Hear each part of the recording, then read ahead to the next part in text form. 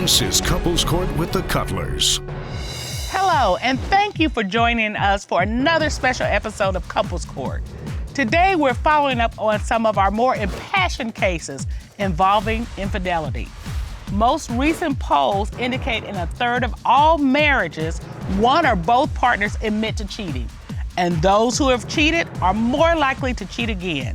And we see proof of that every day in our courtroom. Now, one of our more memorable cases involved an engaged couple, their roommate, and a surprising allegation. Watch this. I brought him here today because I feel that he's cheating on me. Were you with another woman? Sexually, no. Are you buying any of this? No. She can accuse me all day, but I'm not cheating. That's what I want to tell her, but she don't believe me. It's a guilty conscience, that's what I'm thinking. So what do you think she's deflecting? I'm thinking, she's kind of extra close with my roommate, and... Ms. Herrera, what is the nature of you all's relationship? We're friends. Are you more than friends? No. I found a pair of her panties on my bedroom floor. What are they doing on my bedroom floor? We live together. She does our laundry together. But you don't do our laundries are separate. Have you been in a sexual relationship with Ms. Herrera? Her and I have messed around, yeah. But it hasn't been a relationship. But it's not. That proves everything right there. That's crazy. Well, that was a surprise. So did Miss John and Mr. Willett work through their infidelity issues, or did they ultimately break off their engagement? Let's take a look. Since appearing in court, we have took a lot of the advice of the Cutlers, and we've learned to communicate a lot better and are building our trust back. And the relationship with Stacy, we took Cutler's advices and we separated our living arrangement. Thanks, you guys. Since coming to court, it has helped our relationship tremendously. Thank you. Thank you, guys. Now, what always seems to surprise me in these infidelity cases is the length our litigants will go to find the truth. They become their own private investigators, and they've been surprisingly good at it. Take a look. I buy his cologne, so I've been measuring it because it's always being used extensively. Yes. No. You're on Facebook pretending to be him? Yes. I waited till he fell asleep.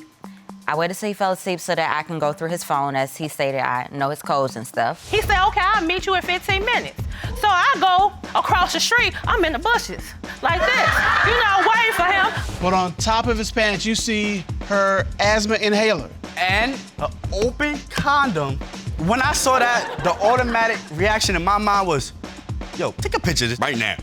When I got the information, I took the license plate and I actually put it in, it's like a thing you can go online and look up who the vehicle owns. Yeah.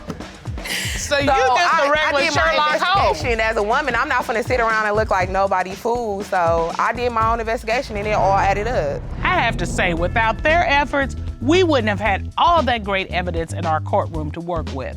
Like in this next case, Miss Hope became her own private investigator as she hid in the closet to try and dig up some intel on her husband. Do you remember that one? I do. She was a woman on a mission. Well, here is what she found out. I have strong suspicions that my husband is cheating on me with multiple women. So I hid in the closet in my daughter's room. He came home. I'm still in the closet, right? So his friend is outside with him. They outside talking. So he proceeds to tell his friend that he had just broke his boot headboard. I go outside, his back is turned. His friend is looking towards me. He said, because he didn't know that I was coming out. That ain't true. When was the last time you've been intimate with your ex? That way before me and her even got married. But you're still concerned. I still am concerned, yes, Your Honor. Is he pursuing you? He does. If he knows I'm coming home, he calls. He wants to get a hotel room. That's a lie. If I wanted to, I could. That's a lie. So when he makes these suggestions about renting a room, have you ever taken him up on that? No, I haven't. And what do you respond? What do you say when he says, hey, let's do this? I don't respond, but he'll call, and then he'll try to use the baby to come and see me or whatever. And every time he calls, it's never about the child. It's about you. What is it about? Stop like, yes. Seeing me. All right. So you think he still has some kind of thing for you? I think he just think it's some freebie he can get. We'll have those results for you in a minute. But first, we wanted to meet with Couples Court's aftercare specialist, Dr. Jeff Gardier, who talks to the litigants after every case. It's good to see you, Dr. Jeff. Great to be here, my dear judges. So, Dr. Jeff, in your experience, what is it that we should be looking for in terms of warning signs regarding infidelity? Secrecy, big one, right? Yeah. Especially not accounting for where they've been or where they're going, probably because they shouldn't be there in the first place. Right.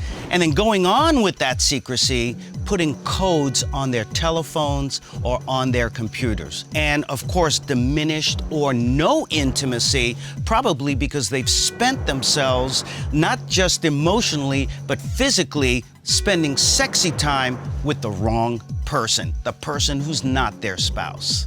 All right, were Ms. Holt's gut instincts right? Was her husband really a cheater? We'll let you know after the break.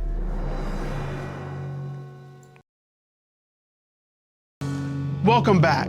That was the case of Holt versus Martin, where Mrs. Holt's suspicions of her husband's whereabouts and wrongdoings ran deep. Yet he denied it all. So did he really cheat? Let's take a look. Since you've been married, have you had sexual intercourse with any other women? Yes. Women or woman? Woman. Miss Holt, tell me what you're feeling. I don't feel nothing, but I'm ready to sign them papers. So you're done? I'm done. Done. Whoa. So was Miss Holt really done, or did she decide to work it out? Miss Holt sent the court this update. Where do we go from here? Basically, we go over whether we're going to proceed with our divorce and move on with our lives. I think I'm gonna move on with my life, and this should be for me and my kids. Ms. Holt was right, but it should be noted that we often see this in this courtroom, that people's gut feelings aren't valid at all. Here's a few eyebrow-raising suspicions that prove to be completely out of left field. She thinks that I've been gone too long at work. She'll start like she's gonna give me oral and smell my private areas to see if it smells like another female. As I try to pull her close to me, like, baby, come here. I say, man, it smells like latex in here. He has lost his mind. You know? He's lost and his I'm like, mind. To tell there's something wrong when we're all in the room together. I turn my head and they staring at each other. Like, basically, that's what they doing. It's just a lot. So when I come in the house and I go in my bathroom and I smell musty private parts smelling like you done had a guy up in my house. He got off the stage, went to another female, started singing to her. That's what they do. They sing to women. For your woman and sing it to another female. He can't just sing to you. Am I right? No. So, Dr. Jeff, how does someone know if their suspicions are valid or they're just being paranoid? Well, what we tend to see, if the person is rightly suspicious, there is evidence or questionable behavior which is not consistent with the cheater's past behavior. But it can go in the other direction too, where they're basing all their assumptions on things that are not based on fact. And so you almost see that paranoia turning into a delusional state. This next case was one of my favorites. Mr. Washington brought his girlfriend to court to accuse her of cheating with his best friend. I have found text messages that was very strange to me. Oh, I missed you. I missed talking to you. Like I said, who are these text messages from? From Lucky. And Lucky's your best friend. Right. I'm here to prove that he could trust me and that I'm here to fight for my relationship. Mr. Huntsman, have you ever had intimate relations of any kind with Miss Turner? Nah. So what about the text messages, bro? Man, I miss you. He I want to said talk you to missed you. me. I missed her. Exactly. What do you miss, bro? You got other girls to talk to. Why would you want to talk to my girl? Were Mr. Washington's suspicions proven right or wrong? Well, let's just say this case had a very surprising ending that neither of us saw coming. Stay tuned for the surprise after the break. Welcome back to today's special update edition of Couples Court with our aftercare specialist, Dr. Jeff Gardier. We're taking a look at relationships on shaky ground, and it gets even shakier when the other man or woman comes to court. Now, the case you just saw features Mr. Washington, his girlfriend, and his best friend. But was it really a love triangle like Mr. Washington thought? There's a lot of he said, she said in this case, but here's what the lie detector said. The lie detector determined that she was being truthful, Your Honor.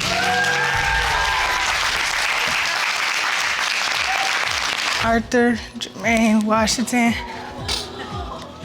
will you marry me? Wow. I'll marry you 1,000 times.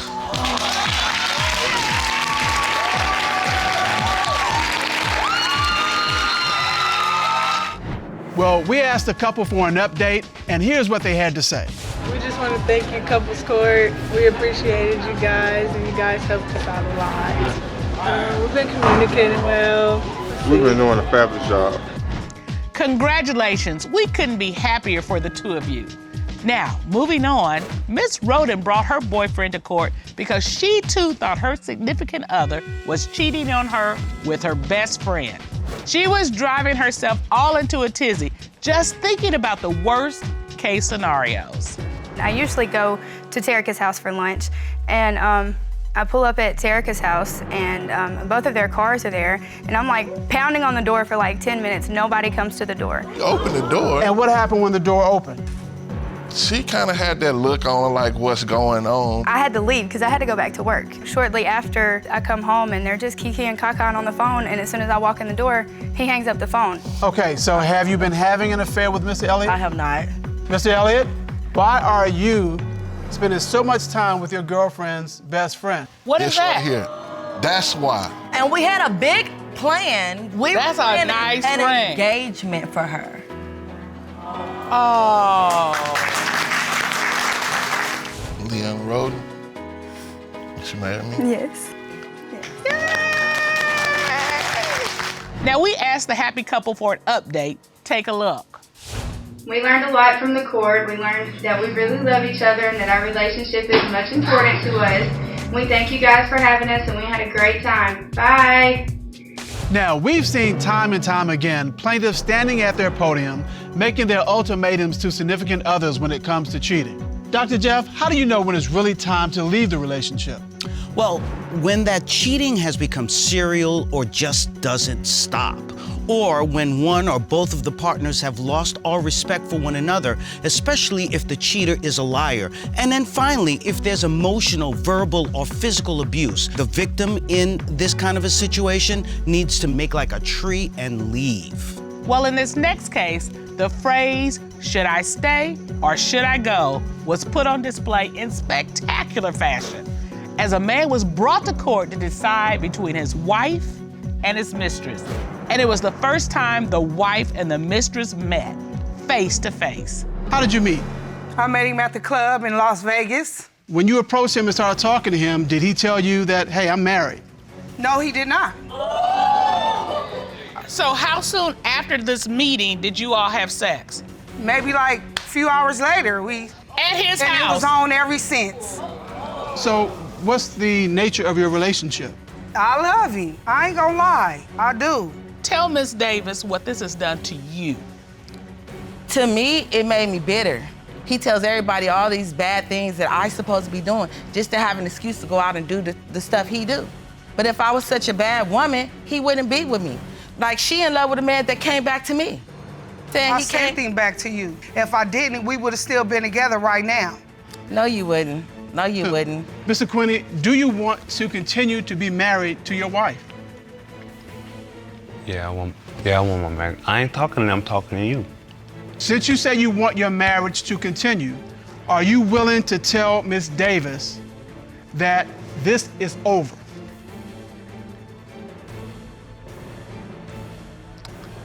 Well, I think you got your answer.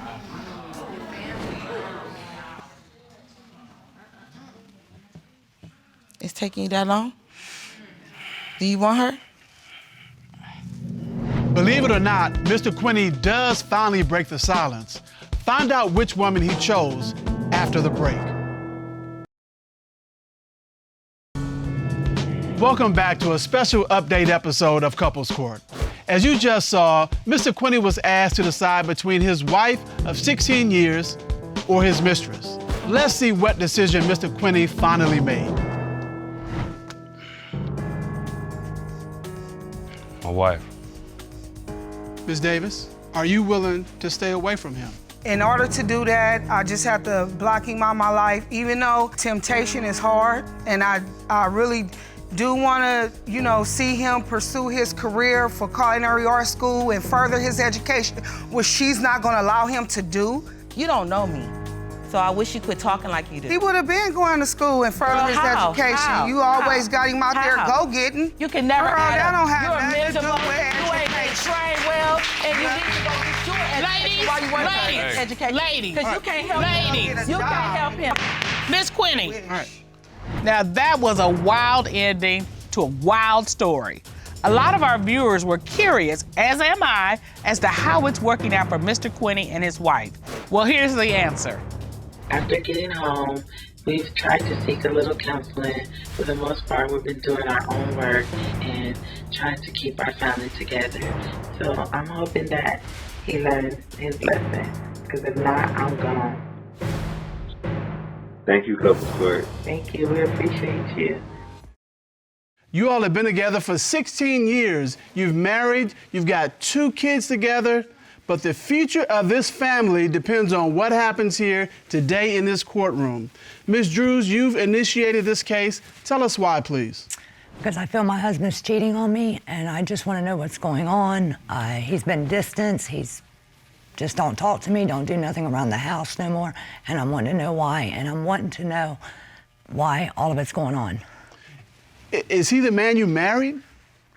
No. He's a different person? Yes, correct. How does that make you feel? It hurts. A lot of arguing. A lot of arguing. So there's no peace in your home. And how long has it been that way? How long have you been living like this? About 2 years. Oh, wow. And I see the tears in your eyes. That has got to be overwhelming. Yep. Mr. Drews, your wife, your bride is standing here with tears in her eyes rolling down her face. What does that make you feel like? I mean, it hurts. It's all usually starts over something's missing or something disappeared or it's not where she wanted it at, and instantly she starts blaming me. You had sex with somebody and you gave them my stuff, or you're giving them my belongings. It started, I lost a good job and I kind of went through it. I was depressed, just didn't really do nothing. I slept all the time, laid on the couch, didn't do nothing. I was out of work for about a month and a half, and that's when it all started. We had some girl and she was a little on the friendly side from what we heard, and I constantly got accused of her every time Donna went somewhere. So, all these accusations, do you deny them? Yes. Okay. Okay, so you say you have not been cheated? I have not, no. No, there's no way. I got a family, there's no way. There's nothing in the world that would make me do that. I love my family, I love my kids, I love my wife. I wouldn't jeopardize it. All right, but there has to be something that gave you a clue, Miss Drews, that something was going on. What were the things that made you go, I found a shirt in my house, in my basement, in my laundry. That was not my shirt, or my kids' shirt, or my friends' shirts. So whose shirt was this? It's her friends' kids from where they came over to go swimming. No. And they changed clothes in our boys' room, and they just threw their shirt down, and it got in their dirty clothes. Her friend even said to me it was her kids, but then she turns around and tells Donna it wasn't. So it's her friend was trying to start stuff between us. It's the only explanation. And you obviously, Miss Drews, did not find that to be true. No, because I was with my friend that day. And that was your first red flag that something's going on here, potentially. Correct. Have you seen any other red flags? The bodily fluid on my bed, on his side of the bed. Bodily fluid? Yes. Okay, what did you find and how did you find it?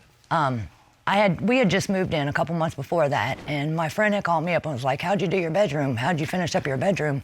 I was like, well, why don't you come over and see it? So, you know, you would like pull your blanket back and go to look, like go to show him, because you had just slept there. So I pulled it back to go show him. And when I pulled it back, there was a spot on his side, like on the edge of his bed, right there, about that big. Okay. Of blood. And I'm like, that's not from me. Okay. And you think that this came from him having sex with another woman? Yeah. In your brand new bedroom? Right. Brand new sheets? Right, correct. Nice. Mr. Drews, did you have an explanation as to why this stain was there? I do construction, and I took about 5 blows to the shin one day at work from skids and all that, and I had a big old gash in my leg, and it wouldn't heal for several months.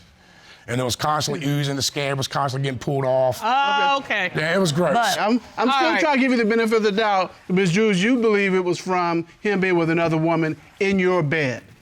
And that's false. What else has happened to make you think I've he's had cheating? things come up missing. All right, Okay. tell me about this. At our old place, there was a pair of shoes came up missing, sandals Shoes. of mine. And then when we moved to the new place, another pair came up missing. I've had polishes come up missing. I've had all kinds of things. What kind of Nail polishes? polish? Yeah. Her one friend even called her. This is about. Wait a minute, hold on. Hold on, we're gonna get to you. Nail polish, 2 pair of shoes, anything else? I mean, people lose shoes off. Tampons. I've had tampons come up missing at my house. I've had all kinds. Okay, Feminine people, products? people don't use clips, all kinds of stuff. Ms. Drews, you seem, I mean, just convinced that he is Something's cheating, not right. that he's had women in your house. Why? I mean, Because he's did it before. It's been a long time. he's done it before. Yes. He had. Years ago when I got past it, you know, I moved on. What happened? But he had messed around, but we got past it. And I had too, but we got past When it. you say messed around, I mean, In my house. So When I we just get into felt- arguments, she would take off. She'd go do I her would leave. thing, and I would do my thing. and your thing was having women in your house? I had an affair one time in our house with somebody that we know, yes. But okay. You know, I mean, that happened, and we both agreed to forgive. I forgave her for what she did, and she forgave me for what we did, and we moved on. 5 years after we start the family, this stuff happens because stuff starts disappearing. But here's the thing, Miss Drews, you are convinced that he's cheating now. Yes. There is a past history. Correct. Of With my cheating. friend. So, because of this history of him cheating in the past in the home with a friend. Correct. You believe that Mr. Drews is bringing women to your house cheating. Yes. Yes. Mr. Drews, and you're adamant none of this is going on. No way. I go to work and I come home, and every time I'm at the house, I'm always with my kids. How do you explain these missing items?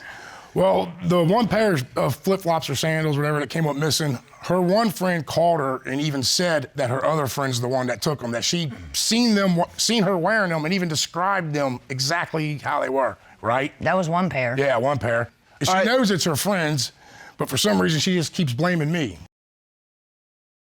Well, is it possible that he's messing with any of your friends? That's what I even thought too. Maybe it's somebody close to me. I've even thought that. Has anything else occurred to make you think he's cheating? Tapping on the window. I heard sound like a nail. What is it? What does it Tapping sound on like? my window, like a nail, like on the glass window of my house. I Okay, heard that. like a fingernail. Yeah, I said something to him. He's like, "Oh, it's nothing." He blew it off. You're leaving out a Okay. key part of the story. All right, Okay, hold on, Mr. hold on, Drews. Mr. I'm gonna give you a Drews. chance to respond, but I want to hear. So you heard some tapping on the window. You didn't think I anything said of something. it. He blew it off. So Okay. I just said, "Forget it." Never said no more about it. But then I'm laying in bed one night, and my sons come to him and tap him up and wake him up and say, "Somebody's tapping on the window." So you think the tapping on the window is what? Maybe for him, and that's why he didn't tell me. Like some woman coming to tap on the I'm window? wondering. Yeah. You all live on a first Yes. floor? Okay, because I'm like, Yeah. is somebody climbing a ladder to make this happen? No, we Okay. live on a one-story, like ranch-style house. A ranch-style house. Yes. So tip, tip, tip. Tip. Exactly. Mr. Drews, that's pretty bold if a woman's coming to That's tap what on I your heard. bedroom window It at is. night. That's why I was. And you would think that's no, he'd it's know not which me 'cause window of to that. tap. You know, Like, if why you would I do it tell all someone the- to come tap on the window for me if I am having an affair? Why would I do that? That's Yeah, the I'm a deep million-dollar sleeper. question, because every day somebody comes in here and I'm like, that was dumb. So, And they still do it, right? they still do it. Right. So the fact that it's dumb or doesn't make any sense, that fits right here. Yep. Right in here. Okay, so tell us why you think they're here and tapping on your window. When we first moved into our new place, we moved all the kids' bicycles, our gas grill, our charcoal grill, underneath our kids' windows. And it was covered by like a canopy tarp. There was no way no one could get to the window to tap on it. That's Okay, And there's a but wood fence on the one side. You couldn't get to it. I'm 100% for sure it was no person knocking on the window. Then why So don't... you're just not gonna admit that it was a person? I don't think it was. I really don't. Okay, all right. Is there anything else that makes you think that Mr. Drews is cheating? I found a fingernail at my doorstep. We back to the Fingernail? tapping, a fingernail. A fingernail, yes, a fake fingernail like this one right here. A little press-on nail. Yeah. And you don't wear my rug. press-on nails? No, Where'd you find it? in front of my door. Okay, so Mr. Drews, whose nail is this? I have no clue. It's either got to be from the people that used to live in our house. That's the only thing. Tap, tap, tap. Because she This found don't it make right no before. sense. She found it like the fourth or fifth day we moved in. No. Which is consistent because she said the tapping was like the third day you But that moved was in in. front of the house, not the back of the house. The tapping was at the back of the house, not the front. Well, if you gonna tap and ain't nobody answer, you gonna go all the way around the house. But if the nail was gonna fall off, wouldn't the nail have been in the back? After all that tapping, the nail just gave up and said, I'm gonna fall off. Now, what will happen if you find out he is cheating? What is at stake? Our marriage. You will be done. Yes, I don't want to live like that. I wouldn't want to live like that, so I wouldn't do it. But you all have been together for 16 years. You have a family together. I feel Trust like I've part. been through, a lot of mental, like he's been playing mind games with me about it. So you have a family at stake, 16 years of living together and being together, having survived an issue before in the past. All of it's at stake today. Yep. And you are trying to resolve this tension you've been living with for 2 or 3 years. This court has done a full and a complete investigation to get to the bottom of these allegations. At this time, the court will call a certified polygraph examiner, Michael Williams, to determine, is he cheating? Ron, please report Mr. Williams in. Michael Williams.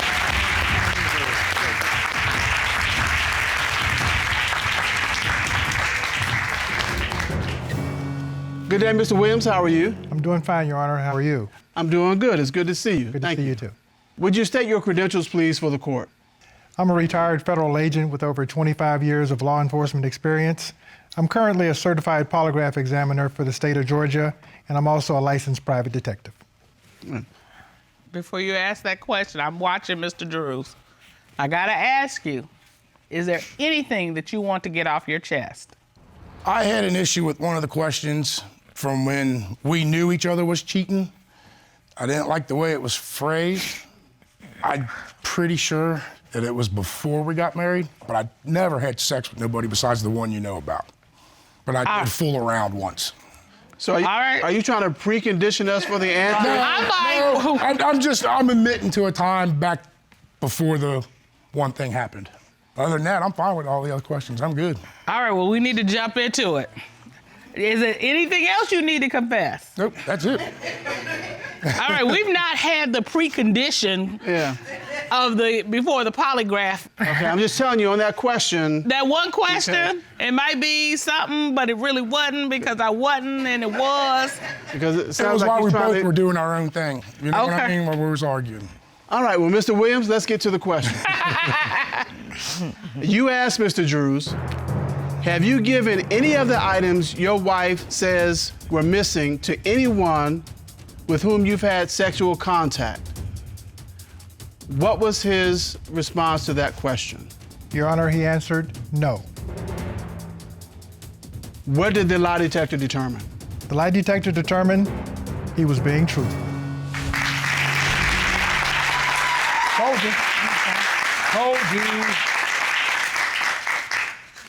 You also asked Mr. Drews, when your wife found a bodily fluid stain on the bed sheets, was that stain from you having sexual intercourse with anyone other than your wife? What was his response? Your Honor, he said no. What did the lie detector determine? On this particular question, the lie detector determined he was being truthful.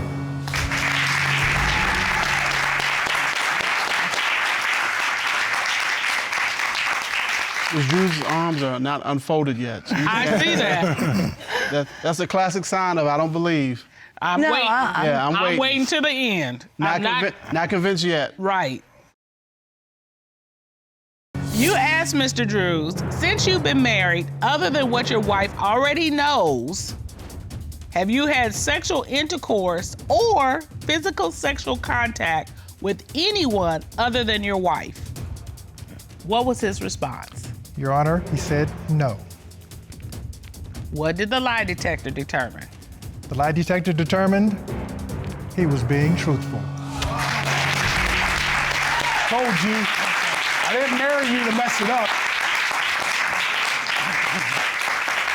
And the tears that we're seeing now, those tears of relief and happiness that he has not been cheating on you, that he's been telling you the truth. Are you ready to move past this now? Yes, I am.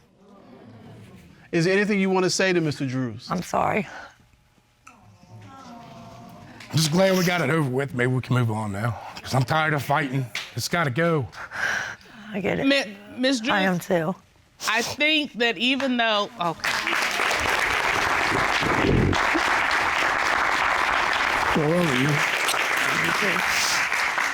even though you say, Ms. Drews, that you put the past behind you, I think it's been lingering like a ghost, and you've given shape to that ghost. And I think that you really are going to have to work intentionally on giving him space and giving him the room to know that you're trusting. Now, and Mr. Drews, I see you're relieved. You're shedding tears. You're gonna have to give her a lot of grace. It's gonna be real easy for you to become bitter. I've checked out. I admit I've checked out sometimes. It's because of the constant fighting. You know, I come home. Yeah. I don't want to do nothing to improve the household when all I'm going to do is turn around and get screamed at and yelled at and accused of something I'm not doing. So what's the point of working on something if I know it's just going to get destroyed?